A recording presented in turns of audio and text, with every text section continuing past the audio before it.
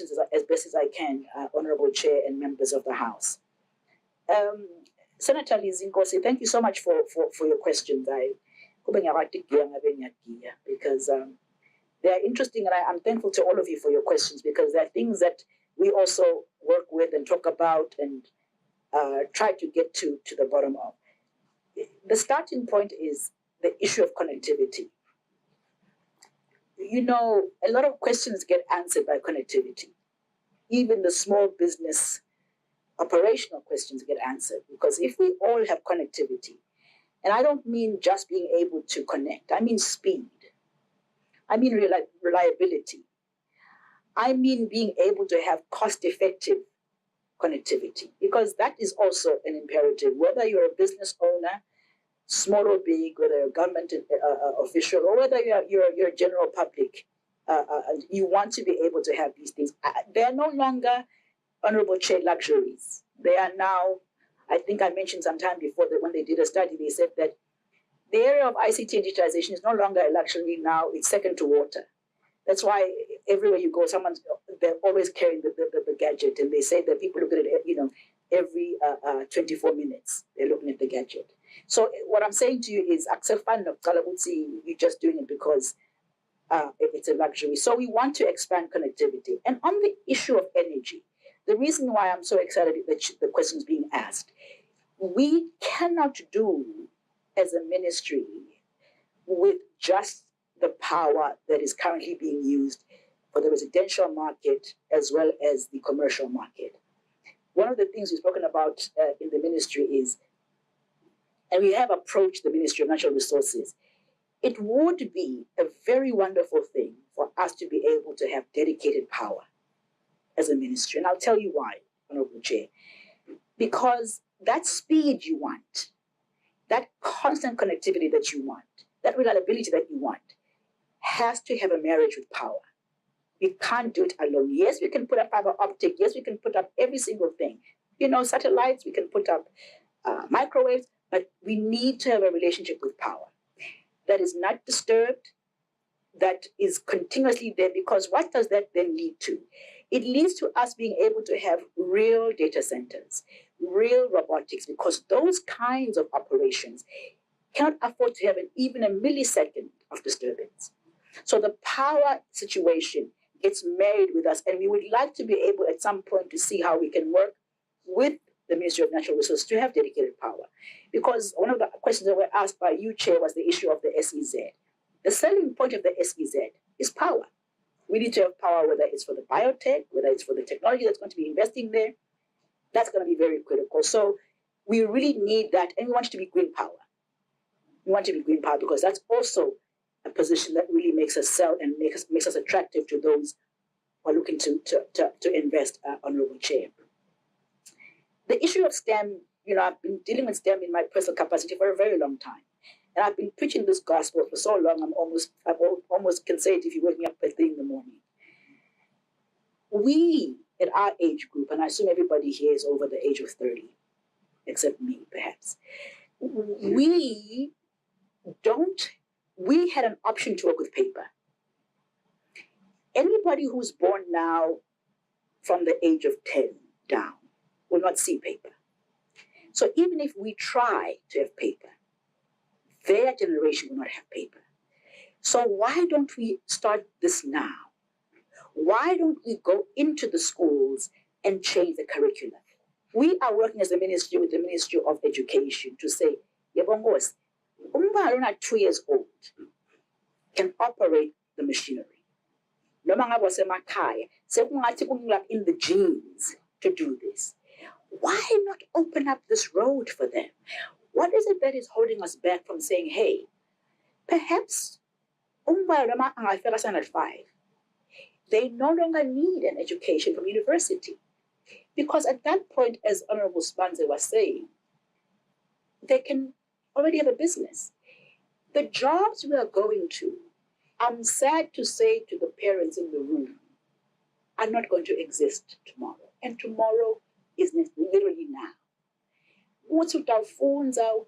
From 5, that's really the old model. I'm not saying universities are dying, I'm saying they must change dramatically. And I'm also saying, if we are really serious about creating a first world country, let's start with our kids who really, really want to be able to have a future. Their relationship with the chair and others have asked, like Google, is to try and see how even the free academies can be able to go into the schools so that from K through 12, which is kindergarten through 12, we're already infusing this knowledge to teach our children the subjects that we took. I mean, I did Macbeth and the other guy, I don't know who fell off the roof for love. That's wonderful, but it does nothing for making me be an income producer or an earner. So why are we still doing that? Why are we still teaching guys falling off roofs? Why can't we teach our children what comes naturally to them? And that is why I think what you're asking is so important and why I'm so excited about it. And I do hope, Wutsi, as we continue to work with the Ministry of Education, we really can be able to infuse it. That is why we decided, Wutsi, we bring in the program of teaching 50 teachers. So that we get the teachers involved as well, because I don't think we have enough teachers in the space. And guess what? We're getting to a point where I'm afraid to say we may not need teachers. These children will teach themselves.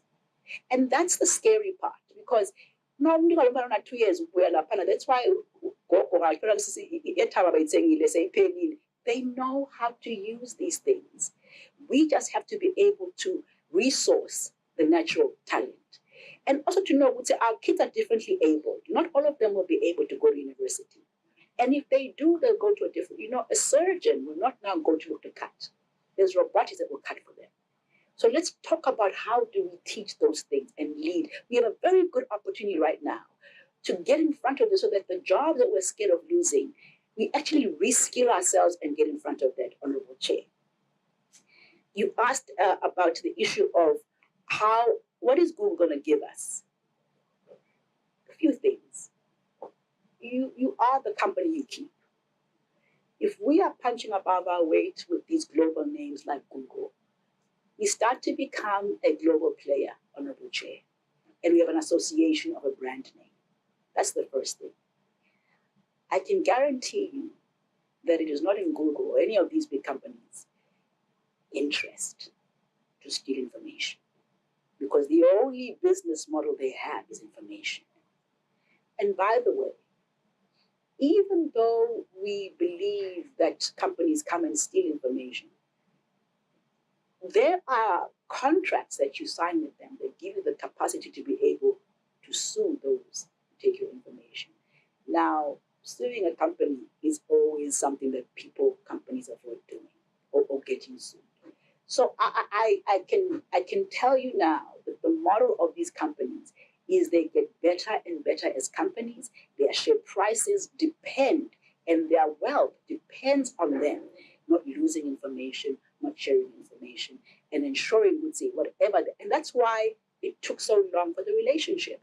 They usually work with the private sector to be able to convince them that we would be a great sandbox to work with in being able to prove that they can also work with governments. They only work with governments in the West. So we are really, I hope at some point in the future, we'll be able to look back and understand what a great door this opens.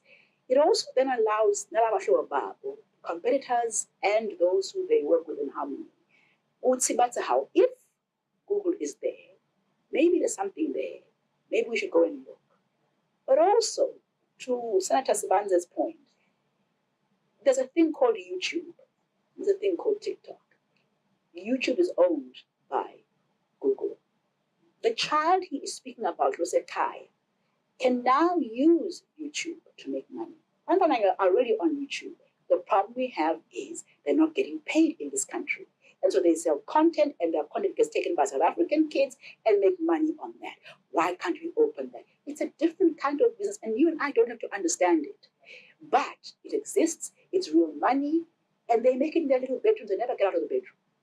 But they're right. They make more money than we have ever made in what we're doing or in different places. So why don't we give them those resources? And I think part of what we're doing with Google is that. But also, Honorable Chair, we have to know, Sakile, whether it's on deed land, Noma, Swazi Nation land. Now, unfortunately, King Sobuza used to say, "No man wake in Swazi Nation land." Sometimes we've not done that. But what this Google environment does for us is we'll be one of the few countries in the world to have digital addresses. So all you'll do is, you just send me the Google address, but also then it helps EPTC and other courier deliverers to know what you just use a Google address and you're able to deliver this at this particular party, because we don't have now the infrastructure to go and hold everything down and do urban planning. It also gives us the opportunity to see what you would see. When we do government in your hand, we use the latest and the best information globally, and we do it faster with experienced people. We don't have the time, Honorable Chair, to start and stop and check, and maybe Charlie, maybe my cousin Larry could help out. We are working at a fast pace where if we don't go fast, we'll be left behind. So we want to be able to go with the best players, who Google is one of, who can give us their best and their latest. And also, we can negotiate better prices with the licenses. We are dying in government with licenses. How do we get better pricing on the licenses? That's important. And that thing will be able to help other people, including small business owners, because licensing and other companies is quite expensive, and yet it's something that's required by every single individual. I would want to say also for government and other players, we're going to have Google Workspace, which is the managing of government work, making it much more effective. Is a tendering process. The tendering process is an interesting environment, Honorable Chair. If it were for us as a ministry, we'd love to be able to have it included in what we do. Because I think, in fact, I know, I just say I think because it's what you say. I know that if we were to able to take our whole entire tendering system and digitize the entire thing, it would really minimize the issue of corruption. And if we are able to do that, then the Langeni, we can be able to stretch it and it can do more. We would love to be able, Honorable Chair, to be able to do that. We were asked about the relationship between EEC and EPTC. We want to be able to, we had asked to see what is the cost of doing a whole country's fiber optic. I think I mentioned this before. The number was just too high. So EEC, because they already have fiber optic over 500 kilometers, we said, let's go back to them and just have them expanded. And that will be expanding for the speed, the connectivity, the reliability, but also start expanding it to the point as if we're preparing for the investors, so that when they come in, they say, now, and also have the power. That sort of, it's that marriage. We're now setting up teams, because you asked how far we are. We've done the plan for it. We're setting up teams, one team per region, so we can do it a bit faster. And then there will be a representation from our ministry and EPC managing the entire process. And we're looking to say, can we do this within a 12 to 16 month process and cover the entire country? Because EEC and EPTC have got engineers who are experienced, we think that we can be able to do this. We've also had to go out and get a loan, Honorable Chair. And we are negotiating one and finalizing one now with the World Bank and other financial institutions. Because if we use that money, I think even by 2045, the next year, we want to be able to see as they say, and be able to cover the entire country. We're also going to, of course, need satellites. That's also important. We're also, of course, going to be able to need microwaves and all that. I mean, the other area which you did not ask me about, but I just want to share with you, Honorable Chair, is we need as a country to be able to operate in the satellite space as well. Because the children to which Honorable Ngosi was talking about are no longer working in the fiber optic space. I mean, fiber optic, in a sense. It's today, but it's not tomorrow. Satellite and having space in orbit, you've got to park a satellite dish there. I mean, a dish is about 296 million. Just let me tell you some useless information. The US is the country with the most satellites in space, 2,200 satellites, right? Followed by the UK, then followed by Japan, Africa. South Africa's got the most. I think they've got 11 to 13 right now. Elon Musk on his own has 7,000. So what I'm saying to you is, why is that? It means that you've got to follow where people are going and understand why they're going there and figure out how you can get in front of it. We don't have one. We don't have the space. We gave up the space. So we are now looking to negotiate that space back and negotiate hard to get it back. We seem to let opportunities go, and sometimes we score own goals. So we just got to figure out how we get in front of things, because these things are important. Ngoba ngiyalo nokunye sesingakwati kwenda kahle ngoba omakhelwane labahlakaniphile babona ukuthi no, we can take over lapha ngathi lelo bunye building abe iyavusana. So that's what we're trying to do. We've got the plan, and we're hoping to commence this May, June, and we're hoping to be able to have it done in 12 to 16 months. The issue of the TV license we talk about with the CEO all the time. I'm not convinced that we have worked very well in the collection. I think that a stronger law has to be put in place. And I think the CEO will tell you that we discuss this all the time. And I think one of the things that we want to really do well is then see how we can partner with people like the ERS. They seem to bring the fear of God in people. And maybe once they're bringing that fear of God, people can pay. Because I think it's only right. If you're going to enjoy the programs, you need to pay for the programs. And as we put in new programs, I mean, we're going to be coming up with some more exciting programs, which I think people will enjoy. We want to be able to have people pay for them. It's only right that they pay for them. So we'll continue, Honorable to push it. We see people must pay for what they're consuming. I think it's only the right thing for us to be able to do. We've been asked to see, with the RSTP thing, I'll just try and do an RSTP conversation and answer all the questions. And it also talks about the issue of procurement. I think I mentioned before, Honorable Chair, we were asked by Parliament with Sicily investigation RSTP. And that investigation comes in many folds, but we're mainly looking at the finances, we're mainly looking at the human resources, and we're looking at the asset base. But we've also done a whole other investigation on the buildings. Why? Because in every report you see, going 5-10 years now, is every year it was 96% we have paid up by 100 million. So what we wanted to do is to say, listen, let's get an investigation that says how much really is the exact amount that we can build and finish, guys, and not keep throwing money in by snappers when they are in. So that report, I think, will be in a couple of days, and we'll then know what it's this amount. And when we request an amount from the government purse, we can put our hands on our hearts and say, absolutely, this is the amount that it's going to be, and we finish the buildings. We've got to check if the buildings are built properly. That's a discussion for another day, but I'm just saying, those are the elements that we are looking at, because some areas have really been lacking, and so we may have to go back and fix certain things, and that becomes more costly. But, we look and see what happens there. You asked also, Honorable Chair, about the issue of the CEO. We had put a request to the Office of the AG about this investigation in February of last year.